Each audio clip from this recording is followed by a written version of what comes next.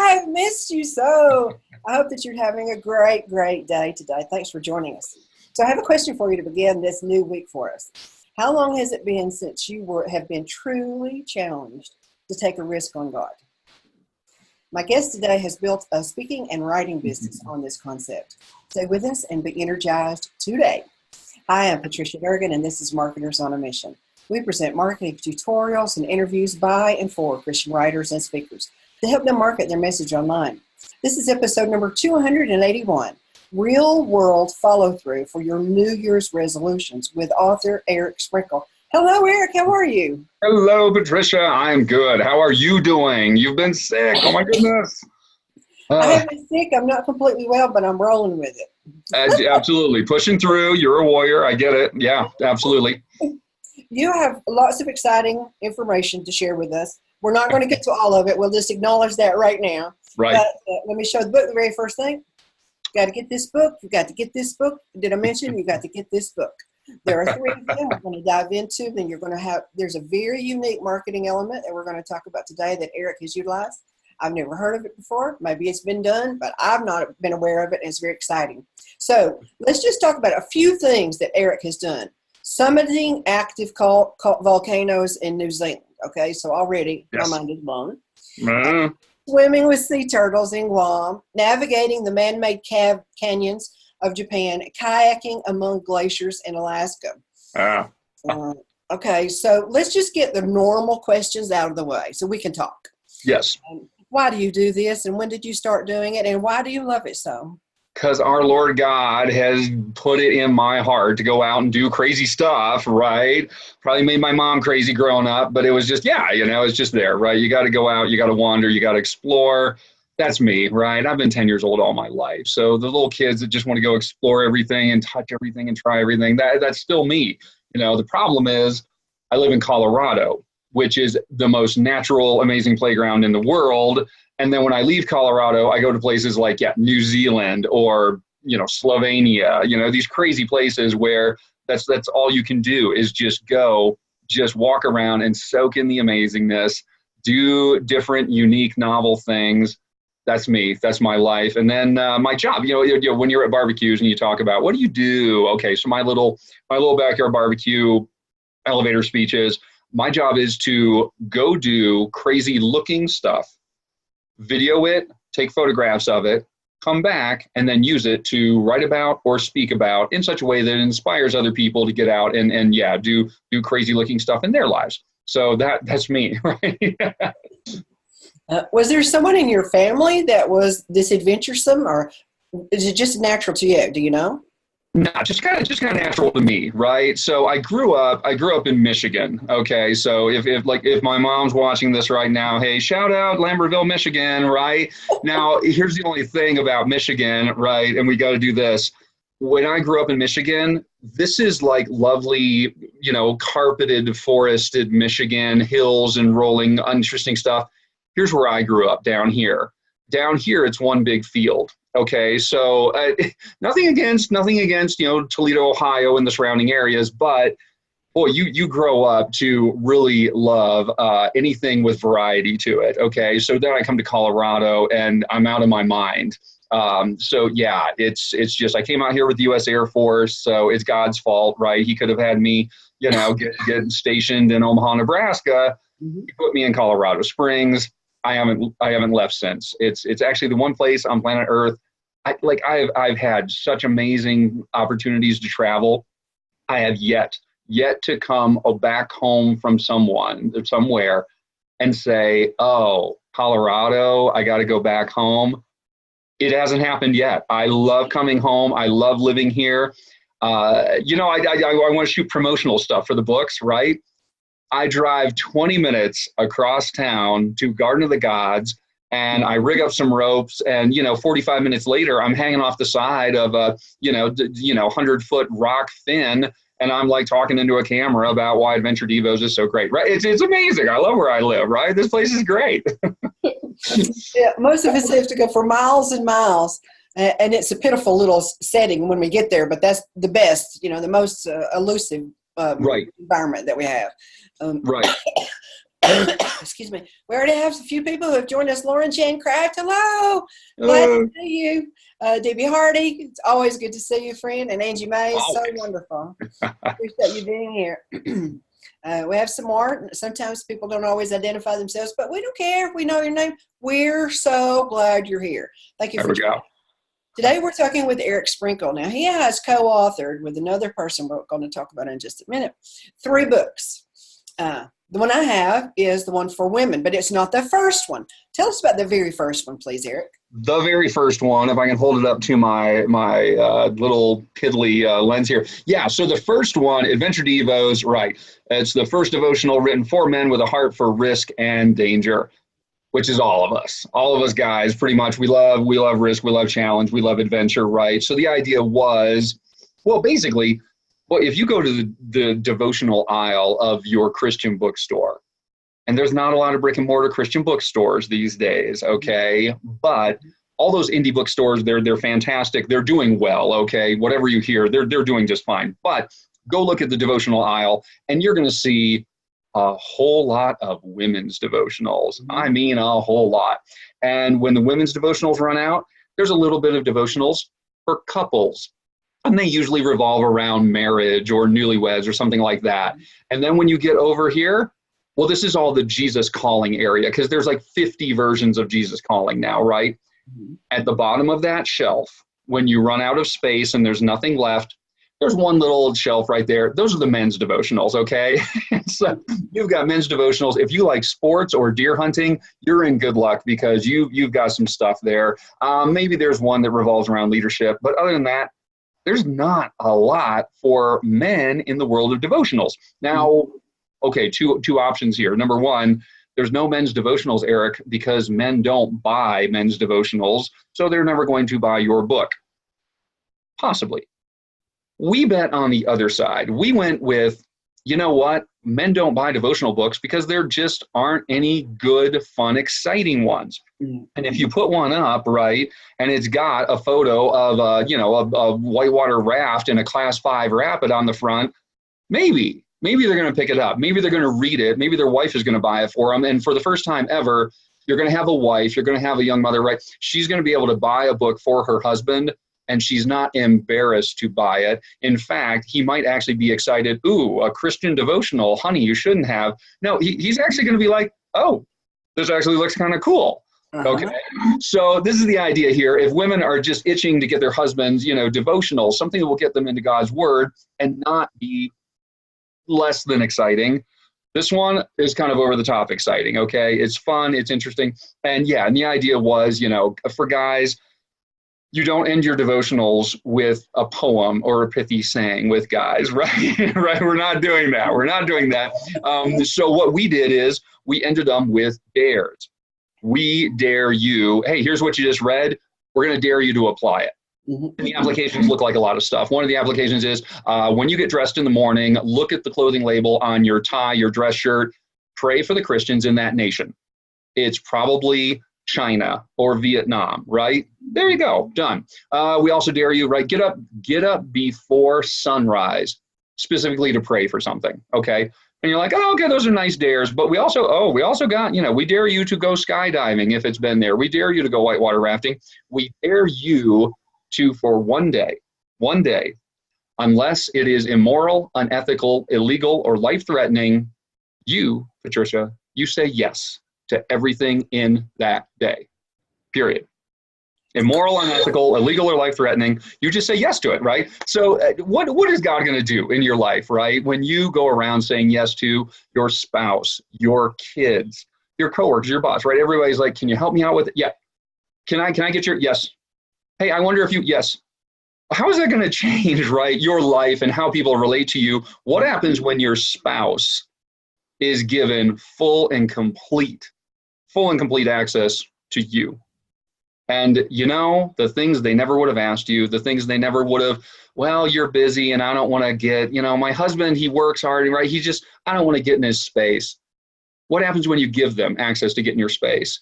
And whatever they ask you, the answer is going to be yeah. Ooh. That's what we're about. That's what the devotional is about, right? So if you're like, oh, you're going to tell me to go rock climbing or jump out of airplanes, We might hint at it, but actually we're just going to hint at, go live out what you read in God's word. That's it, right? Go live it out around you, because when we read God's word, it changes us. When we read it and do what it says, it changes everything around us. Yeah. That's the way it works. That's the idea there.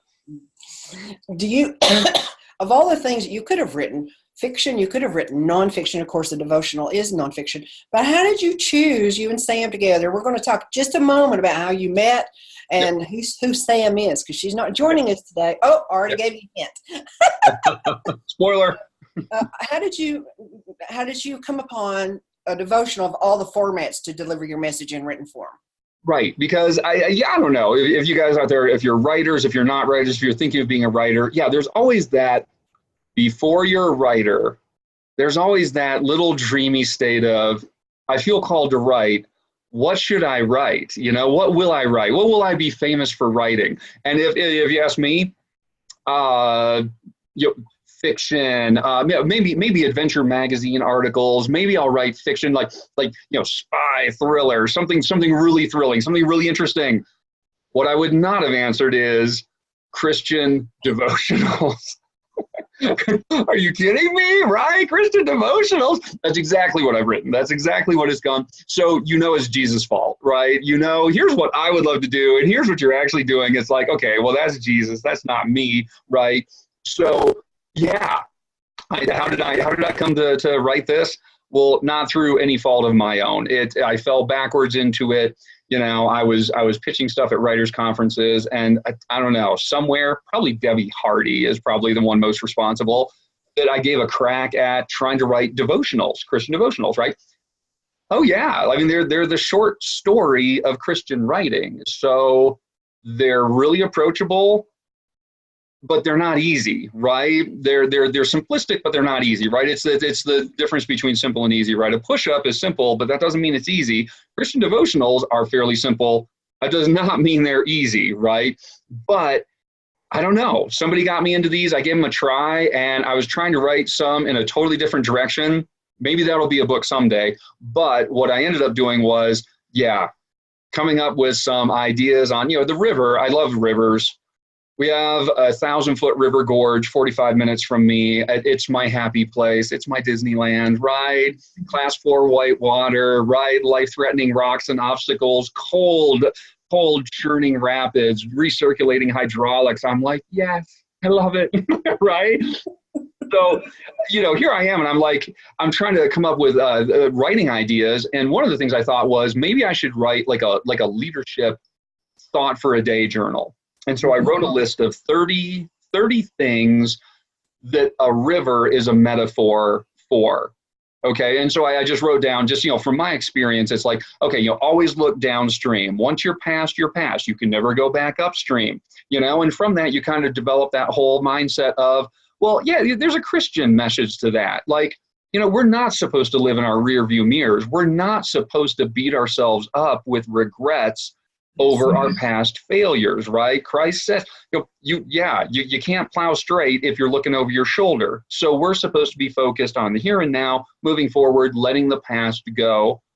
And the river ends up being this great metaphor for it. So out of that, I think it just kind of started turning towards, you could write devotionals, and you could write them about more than just the river. You could write them about, talking about rappelling off a cliff, and how that kind of is indicative of, change in your life, right? Once you get over that lip, there's only one way to go, and it's down. It may be exciting, it may be stressful, it may be a little crazy, but you know what? You've only got one option, so go ahead and do it, right? Just go ahead and jump into whatever that change is. It's your new school, it's your new job, it's your new little infant baby, whatever it is, man, jump in full force and just enjoy that thing, because like rappelling, you can't go back to where you just were, okay? So have some fun with where you are now, give it a try, that type thing. So out of that grew, hey, if I do 20 devotionals, and if I can find someone else to do another 20 devotionals, put them all together, and that's a book right there. Excuse me. You make it sound easy when it's coming up. Right.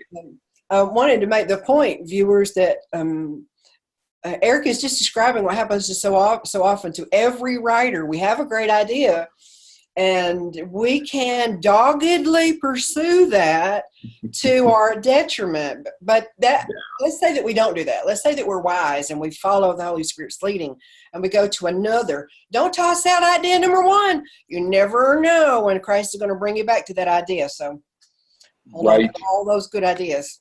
Right. Angie May says, ha, ha, ha, it's Jesus' fault. Isn't that the truth? Barb's here. Hey, Barb Haley, so good to see you. Woo, Barb, yes. Debbie says, feel free to blame me. So now you wrote the first one. Now here's the marketing element. This sort of blows my mind. You wrote the first one, and we're going to get to Sam in just a minute. And it's for men. Show us that cover again, would you please? Yes. And that was published in September of last year, September 2018. That was for men by men. And then just weeks later, a month and a half later, the one for women came out. Boom. Yes. It has differences, but show us the youth as well. Let's just get to this main point here. And right fresh out of the oven, ladies and gentlemen, yes, the youth edition. Mm-hmm. All of these books have the same content. Yes. That makes my head spin. They do have differences, but the content itself, the meat is the same. And primarily, yes. Thought when I discovered that was, even though I knew that you had independently published, my first thought was, how did you get a publisher to pay for 3 copies of the same thing, and the only thing that's different is key parts of it at the end of the chapters and so forth, and the target market. And then it hit me again that you had independently published. Now, how did you and Sam decide to do that? Because that's crazy and wild. It is absolutely crazy and wild. Ladies and gentlemen, independent publishing, boy, if you don't know, it is not, even 2 years ago, independent publishing was different than what it is now. It has changed. It has come forward so much. I was at a writers conference, Writers on the Rock conference. Dave Rupert put it on up in Denver. It was wonderful. One of the speakers there, he asked the question, and this is serious. Hey, publishers, he said, what are you guys doing for us writers these days? Because we're doing all the promotion, we're doing all the marketing. We in terms of just, getting it out there, we're doing all of that. Okay, I'm an independent publisher. Okay, I'm nothing, right? I'm bottom of the barrel. And yet, Patricia, I did a search the other day for my book. I did it in an incognito window in the browser, so it brings up true results, right? There's nothing like, oh, you're Eric. Well, yeah, let's show you your book. No. Just show me what it would look like if I did it on a library computer. Okay. Third result coming back in Google for my book title, which is awesome. Third result was from Walmart.com. And I'm like, ladies and gentlemen, we don't have a deal with Walmart, okay? Where is this coming from? Well, it's coming from the same place that allowed me back during the holidays. I was in a Barnes & Noble, and everybody's lined up in Barnes & Noble, and they're like, hey, do you have this book? I don't see it on the shelf. And they hold up their phone with a picture of the book, and the guy's like, let me check. Nope, it's out as saying, oh, yes, it is. It's on end cap over there. Mm-hmm. I pull up my book on Amazon, and I'm like, hey, do you have this book? And he's like, let me check. He's like, no, we don't have it on the shelf, but we can order it if you need to. I'm like, okay, thanks. That's awesome, right?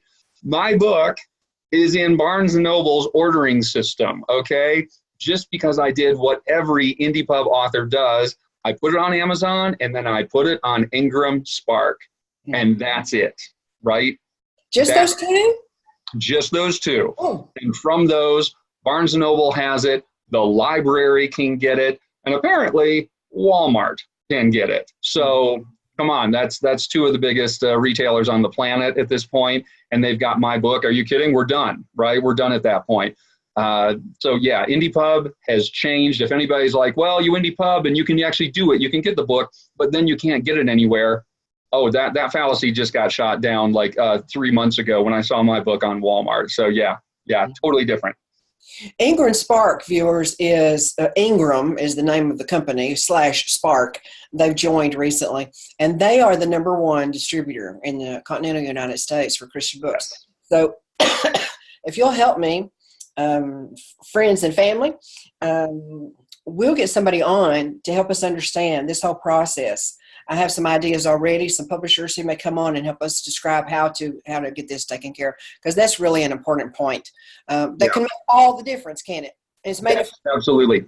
Absolutely. And I'm not dissing on publishers. If you can get a traditional publisher, do it. Oh my gosh, do it, right? Indie Pub is still a foreign landscape. You have to learn the language. You have to learn the customs. You have to find a place to live. You have to find friends. You have to find where to buy your food and what food you like to eat. It is a foreign country, and there's a lot to learn, okay? But if you can do it, Patricia, I met my writing partner. We'll get to Sam here in a sec. I met Sam at the Christian Writers Conference in Estes Park 2 years ago. We kind of tossed the idea around all summer long. September, we started writing that September proper. We wrote all fall long. We did some beta testing over the holidays. It went to format and typesetting while I was on a 21-day Grand Canyon trip. I came back. There's a PDF of the book. We went ahead, did final edit on the PDF. We got cover art all good. We sent it to a printer. And the following year at the Christian Writers Conference in Estes Park, it was available for sale on a book table. Push comes to shove, you're doing the math, you're thinking, that's pretty quick. Yeah, that's about 8.5 months. Start to finish, a book, specifically this book, okay? With pictures. With photos, with everything, right? It's got decent cover art. It's been professionally formatted and typeset. It's had 2 rounds of editing, and countless rounds of self-editing. Thank you very much, right? So yeah, it's amazing. You can do it. If you've got the idea that you want to do indie publishing, and you've got some time and you've got some attention, absolutely you can do it. And I tell you what, it's a roller coaster. It's highs, lows, it's terrifying, but in the end, you can absolutely do it, and it's wonderful. Yeah. One of the things that we have to consider, and Eric's already nailed this, is distribution. Because we can have a fantastic book without any distribution, it's still going to be boxes and boxes in our garage or our basement. So we talked about that before with some other guests, and we will be talking about it again because it's a normal part of independent publishing. So once again, each book has 40 devotions. And because each book has the exact same content. How did you, I want to put a pin in that and want to come back to that in just a second. Let's talk about Sam. 2 years ago, you're standing there minding your own business. She comes up to you at the Colorado Christian Writers Conference directed by Marlene Bagnall, which is in May. Yes. We will both be there. And she said, I'm from, what is it? Lazy Eye? Sleepy Eye, Minnesota. Sleepy Eye. Yes. Shout out to Sleepy Eye. And you said I'm North Face. And the next thing we know, we've got 3 books sitting here on the shelf. Right. Because this is what happens when you go to a writer's conference. If anybody's like, I'm going to go to a writer's conference, I'm going to sell my book and get a deal, and that's the way it's going to go, anything less is a waste of my time and money. Au contraire, mon frère. No. Go to a writer's conference to be surrounded by people like you, to be encouraged by them, to be supported by them. If nothing else, it's worth the price of admission just to go and hang out with people who are like you, and they accept who you are, and they will encourage you. They do it without even thinking about it. But of these people you talk to, I talked to Sam here and there at the conference. There was no big fireworks moment when it was like, we are going to write a book together. No, nothing of that. We talked, we had it, and at the end, Sam went home and she had writing goals like everyone has from a writer's conference. She did a little better than most people, though. Debbie Hardy will tell you the vast majority, upwards of 70% of the people who have something that they come out of a writing conference with their notes or something like that, they don't follow up on it. They put their notes away, good notes, good action items. They put them away. They never follow up on them. Even those who are asked by a publisher to contribute something. I liked your first 3 chapters. Would you send them to me? Here's my card. Vast majority of people will not send that contribution. They will not send it. And if they do, they won't follow the writer's guidelines, and they will invalidate themselves that way. It's ridiculous. I can't remember the numbers. Talk to Debbie Hardy about that, but it's crazy. So good for Sam. She followed up on her writer's conference goals. She sent an email to a couple of us late that summer saying, hey, I said I'd come out of this and I would blog. Once a month, I would blog. And her blog was kind of adventure-y, it was kind of nice. But I noticed that her tone and was very conversational. Her writing style was going to be very similar to mine. So I sent her an email. Sam, congratulations. Good job following up on your writing goals. Hey, I'm curious, do you have any projects you're working on right now? I'm looking for someone I can write a devotional book with. It would be adventure focused. All the illustrations are hiking, biking, rafting, climbing. Would you be interested in that? Yes, she would. Do you have any adventure in your life? Oh, well, I've jumped through holes in the ice in February and, gone skydiving and everything. I'm like, yes, you have adventures. Don't worry about that, right? And so the idea was, yeah, you write 20, I'll write 20. Boom, we'll knock this thing out in no time. And boy, no kidding, we knocked it out in no time. Again, I told you, like 8.5 months, start to finish. That's a book. That's a book. And the women's edition, yeah, because if I can touch on this, yeah, we thought about this. It was like, do we make one book and just homogenize it so it's good for men and women? And it was like, it's Indie Pub. You know what? We don't have to go through an editorial panel to come with this idea and sell them on it. Yeah. We're Indie Pub. We can do whatever we want, right? And for us, it was not, okay, doing a total rewrite, that would be a different deal. But we decided, no. What we want to do is we want to keep relatively the same experience across all 3 books. If you, ladies, are in bed at night in your little penguin jammies and you're sitting next to your husband in some rugged jammies, okay, you're both reading your books. His has a raft on the cover. Yours has some, kick-butt looking girl going climbing on the cover, right? You're reading the same devotional together. Ladies, you can talk to your husband. You can do that whole, oh, did you just read that? Yeah, he did. Oh, did you just see that? Yes, he did, because it's the same experience. Now, when you get to some parts, you're going to be like, okay, now right here it's talking about, pressure. And, for me, in my women's book, it says pressure looks like the guests are doing 40 minutes. I haven't had my shower and the cheesy potatoes still have to go in the oven.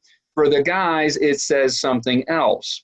So there's minor differences that are going to address the differences between women and men. Some of the dares will be a little bit different for women and men, but for the most part, we tried to keep it as close as we could to being more familiar to women, not making the girls trip over and have to translate all this guy jargon. It was like, no, just make it women jargon and just call it good. That was the original idea. And so, yes, let's do a fave to the women. They get a book that looks and feels like an adventure women book.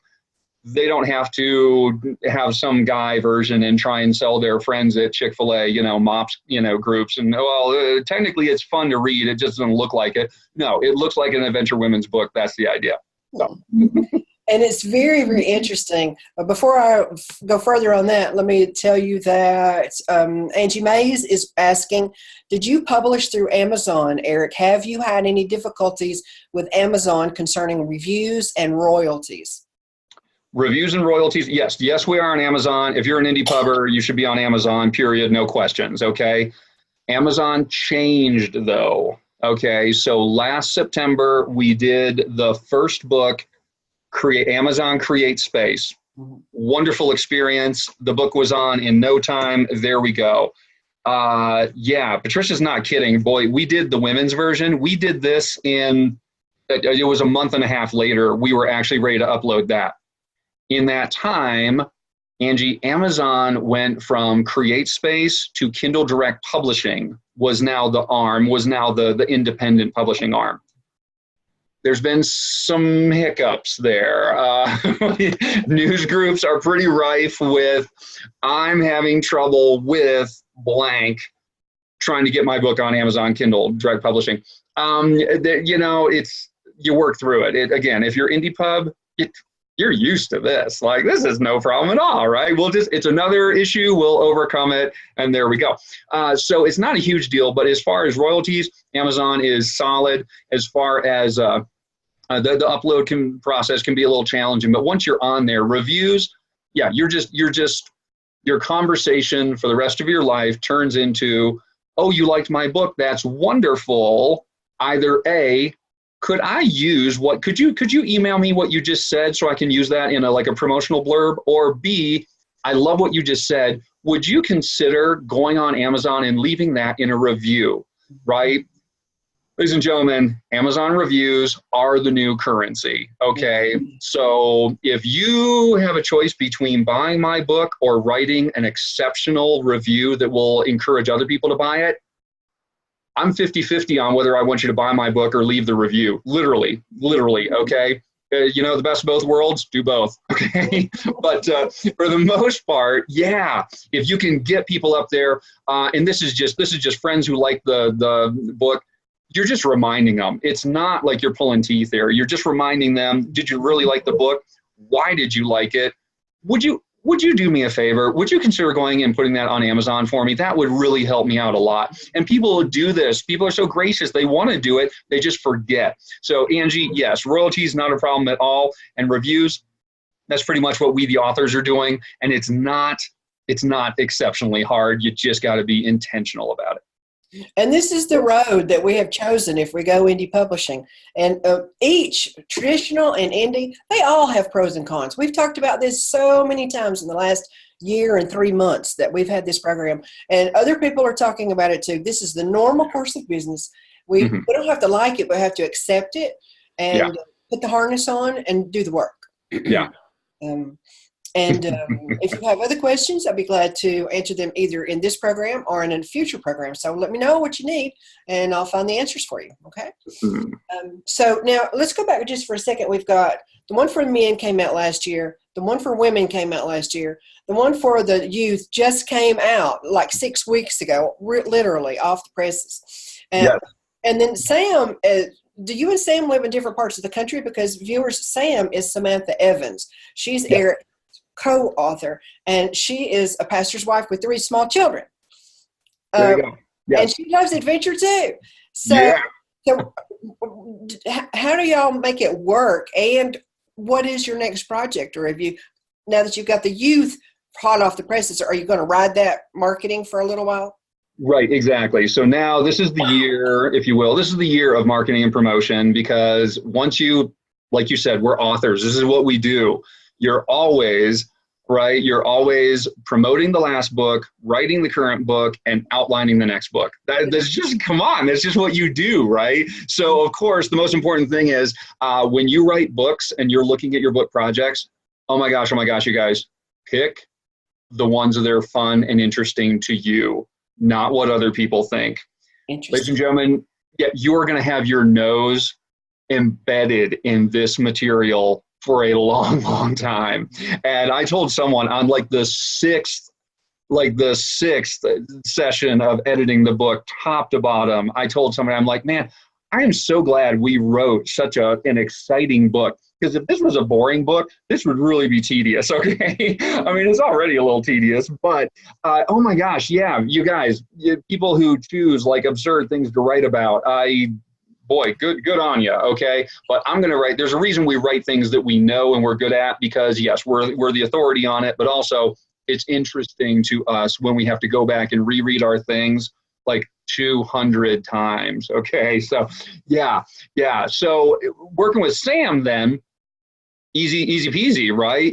We get, we email our stuff back and forth. Hey, here's what I've written. Have a look at it. You send me all that you've got, and we'll just do kind of little easy edits on it. And then we send it to the editor. And then we did a Facebook Live one time from Pikes Peak Library District. We got a conference room with those guys, and we got a laptop, and we all literally just talked. Sam was at her free library there in Sleepy Eye, Minnesota, and we all just talked together with our editor about, okay, what needs to go on, and then we came up with the order of chapters in it. We did that all together one time, and poor Sam is like, okay, I got my preschooler, and she's running around, and she's going to trip and fall. Can you hold on one sec?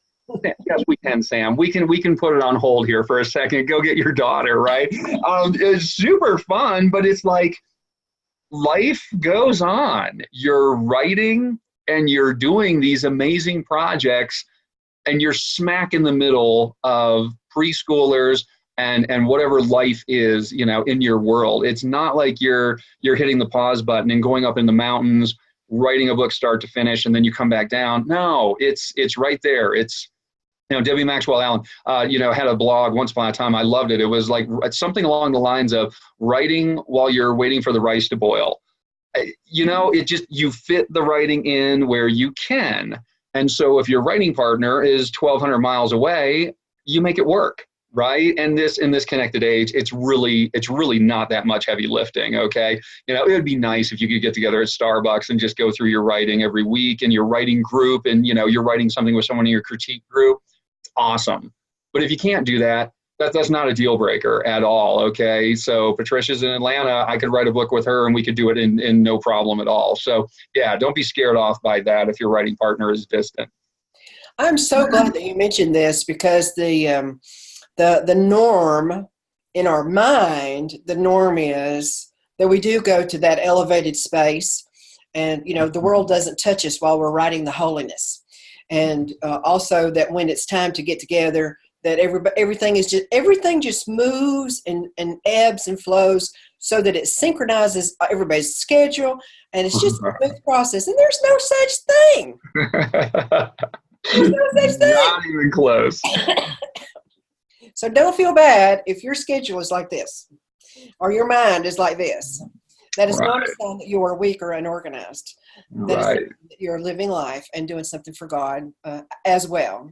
And we can't forget the fact that anytime we're working as God's representative, no matter what it is that we're doing, raising babies, cooking dinner, speaking to 5,000 people, no matter what it is, the enemy is going to be putting stumbling blocks in our path.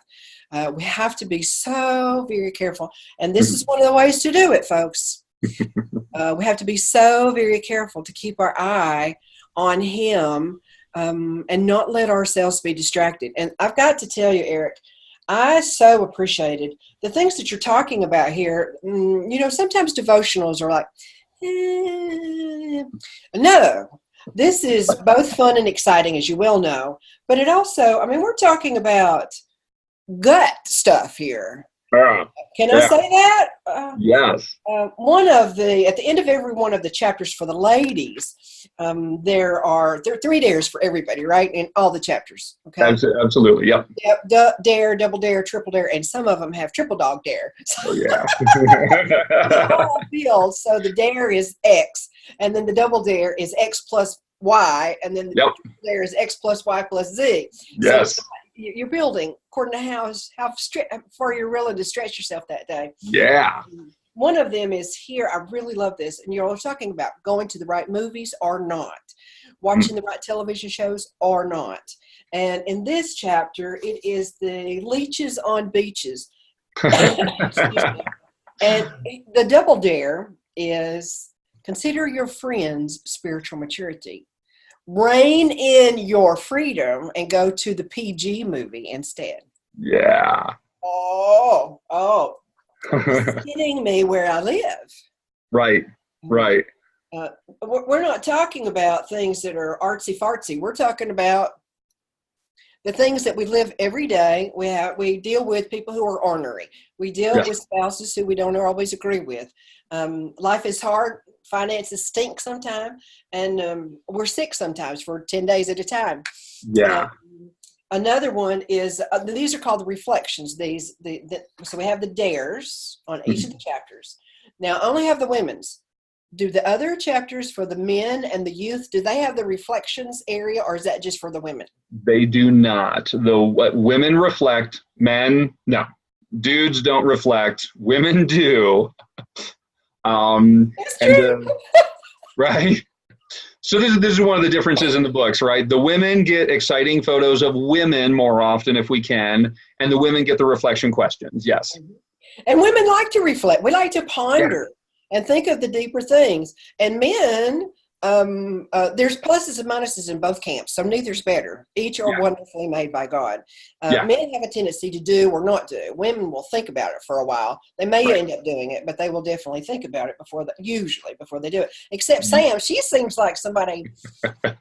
There's a chapter in there, I can't remember which one it is, and she's talking about questions that she should ask, or she has never asked. Oh, I wish I had that right at my fingertips. But she has a tendency to just jump in with both feet, doesn't she? Seems a little impulsive, but I like it. Come on. Yeah. Why else would you jump into a lake in February in Minnesota? Come on, you guys. You got to be a little impulsive to do that. Absolutely. Absolutely. Vanessa Harris has joined us. Hey, Vanessa. It is so good to see you. We're talking about Eric Sprinkle and Sam Evans's, their books. They have a series of books now. Started with one for men, it's devotional set, went to women, which is the one I'm holding up, and now just the youth has just been released less than 2 months ago. Mm-hmm. What's the crazy part about for the youth? I know that you go into it in the foreword. You're talking about, let us be your camp counselors. I don't think you phrase it that way, though. That sounds sort of boring and rules oriented, and y'all are not like that. Yeah, for the youth version, exactly. It was like, just treat us like your camp guide. We're going to take you on all these crazy things. We're going to keep you safe, sort of, but we're going to bring all the challenging elements to, hey, Chloe, you just jumped in that canoe, tell us about, process this for us, right? Because women do want to process, and we gave that to the women. For the youth, we gave them kind of like little life lists, little checklists, and it's like, hey, go look at a map. Where have you lived on that map? Where would you want to go back to on that map? Where, if wishes were fishes, where would you want to live on that map? What draws you on that map? Is it the mountains? Is it the ocean? Is it the swamps, right? What is it that, and just kind of write that down, scribble down. Like, where would you like to live? Do you want to live in Midtown? Do you want to live in a yurt? Do you want to, live next to the beach? And just kind of get these kids excited about, graduation is not the end. Graduation is the starting line. Graduation is where we take off and we do these things. And maybe some kids have processed the idea that when I graduate, I know exactly what I'm going to do. I'm going to take a year off and I'm going to go travel. And I know, because of this silly devotional book I read, I know exactly where I want to travel. I know exactly what I want to do, because there were some things in there that absolutely grabbed me. They connected with me. And I said, oh, I don't know what that is, but I saw a picture of it in my devotional book, and I want to see that in person now.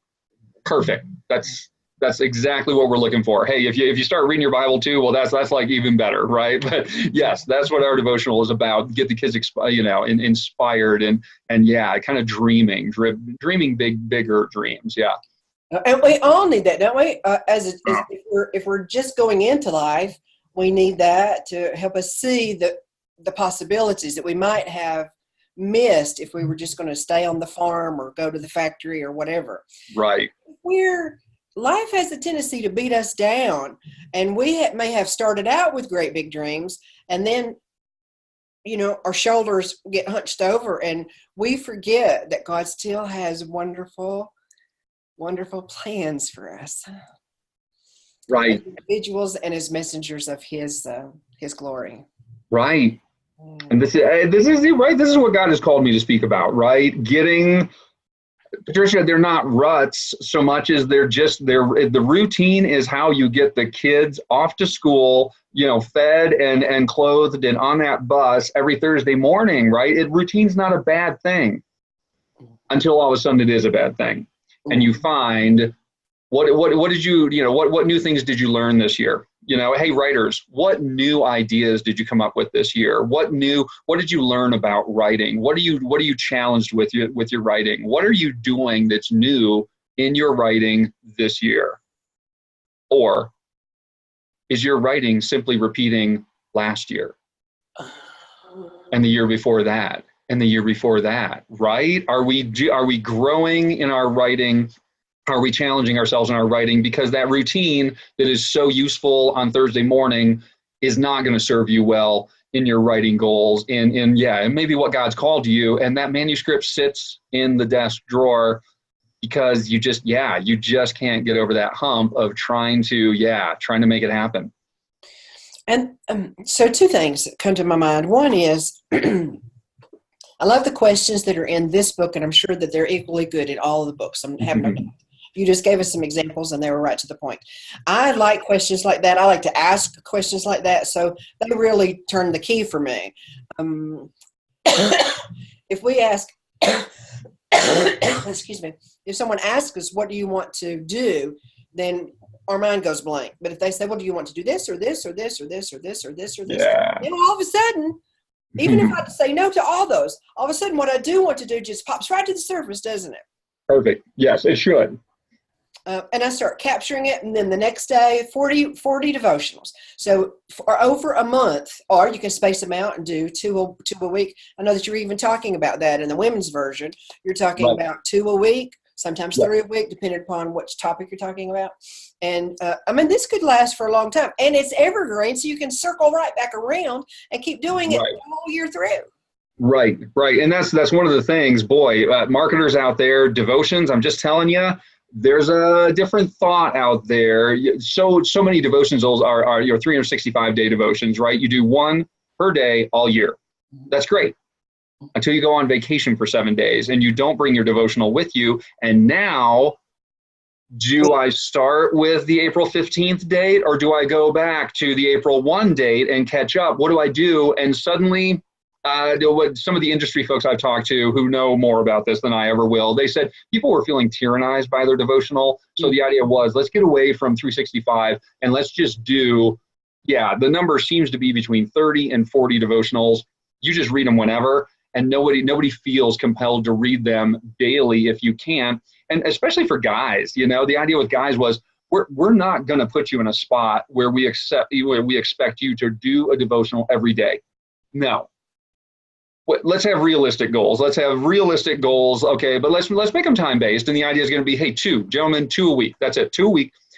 And then you just, for 20 weeks, that's what you do, right? We're gonna go around and start touring men's groups, right? And that's going to be the dare to the guys. Hey, your men's group, everybody in the group does 2 a week, and every Thursday night you get together, and the conversation of topic is, okay, what did you learn? What were you challenged with? And then tell some silly story about one of the dares that you did this week. You're like, oh, I'm sorry, you tried to hold your breath for over a minute and a half. Really? How'd that go? Right? You gave up caffeine for an entire week. How did that work? Right? All these silly stories with your guys, and bingo, instant, right? Instant men's group. You guys are coming together, having a great time.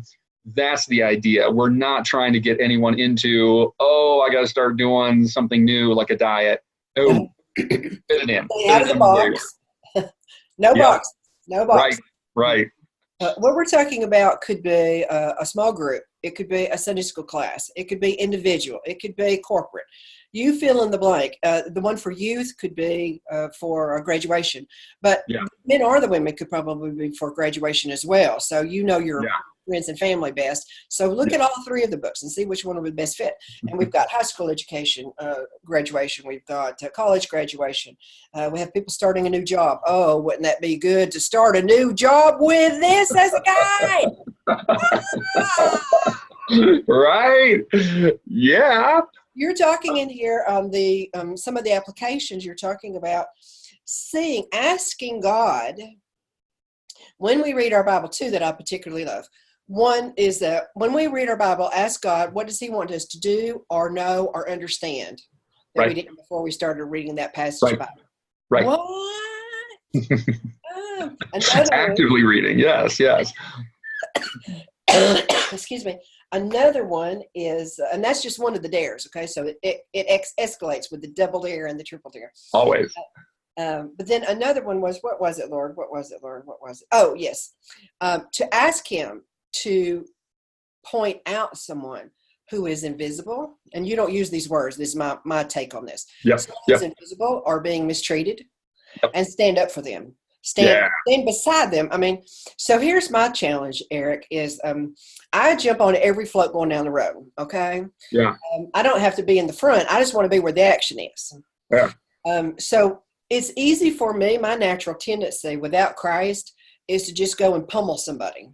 Okay, I see you mistreating somebody. I'm just going to beat you up, and then that will take care of that. Easy peasy. Right. That's not helping God's message at all. True. But then, I have a hard time. That middle ground isn't my safe space. Extremes is my, so I either let go of it and I'm very, really sad for you, or I go and beat somebody up. But you're asking me as a reader to ask God to point out someone whom I can visibly support in some manner, and then go do that. Right. Because it doesn't. You never suggest I beat anybody up in the whole book. Right. Because it does.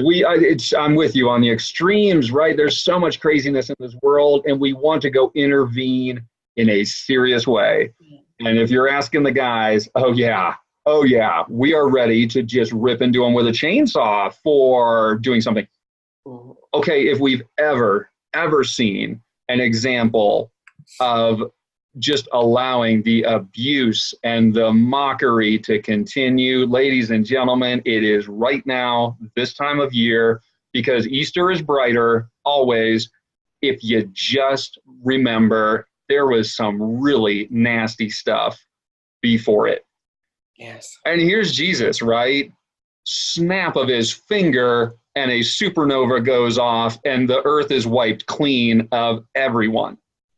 No, it's not what he does, right?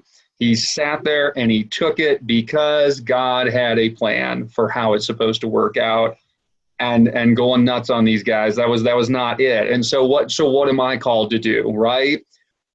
Maybe take a deep breath.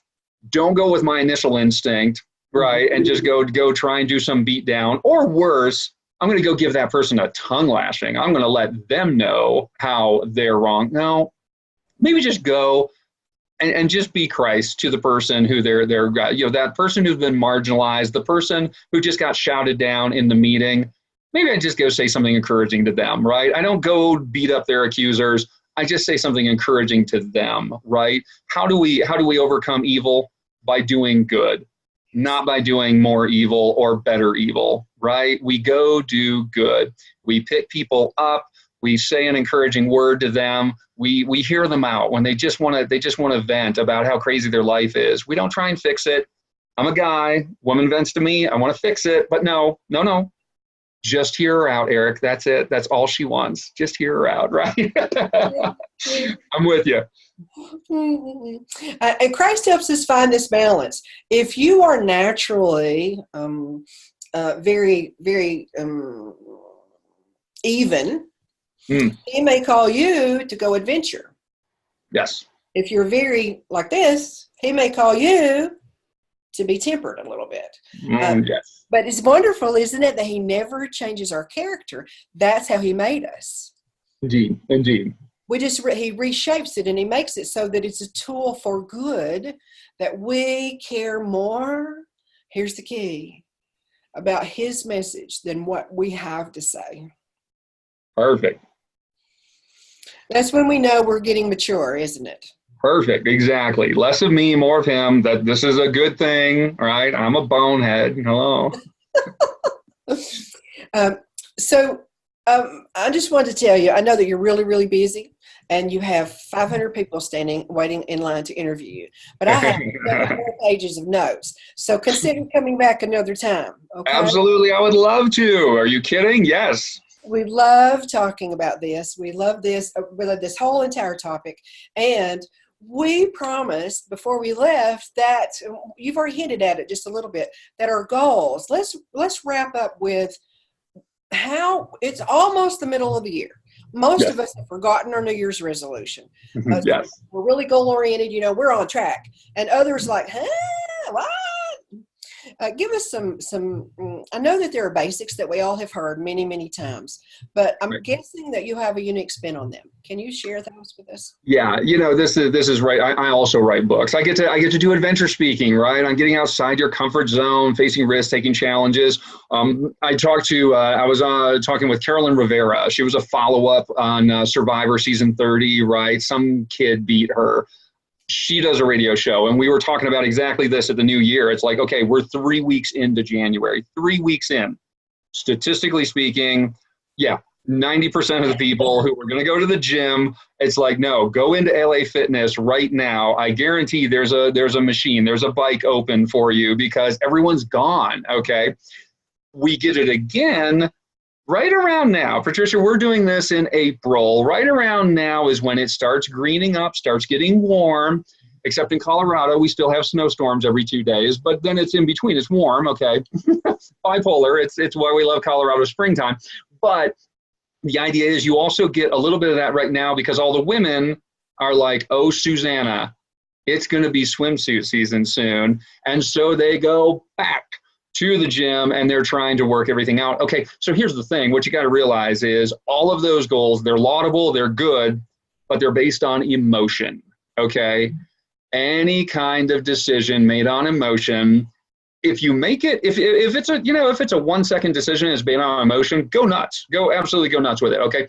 But lasting change in life does not work when it's based on emotion, okay? And the hoorah spirit of New Year's or swimsuit season, that is great, but that's not what you're going to base your decisions on. What you have to do is life change comes when you have a plan, okay? And when you follow that plan through, and you have to make sure that these plans, they can't just be these grandiose plans. I'm going to lose all this weight and look fantastic in my swimsuit this season. Outstanding. But let's go a step further. I'm going to ask you, how are you going to do that? Give me specific action steps, and the smaller they are, the more baby steps they are, the better. Are they realistic? Are you saying, I'm going to go and I'm just going to crank out, I'm just going to go run 2 miles every morning for the next 6 weeks? Okay, is that realistic? Could you maybe start out with just go walk the baby stroller with your friend, and you can just chit chat back and forth while you're walking, okay? And don't worry so much about the mileage. And then when you start getting more fit, maybe you can start running a little bit, and then you can go up, up, up. Make sure it's realistic, okay? Put a time limit on it. Boy, there's nothing like having a deadline to motivate some of us. Some of you, congratulations. You set yourself a goal, and you follow through religiously every day. Good for you. The rest of us, we need deadlines, okay? That's what motivates us. So if I know that I need to, if I know I need to do this and I have a deadline, I can track back from that deadline and I know I'm on track and I'm good, or I need to step it up.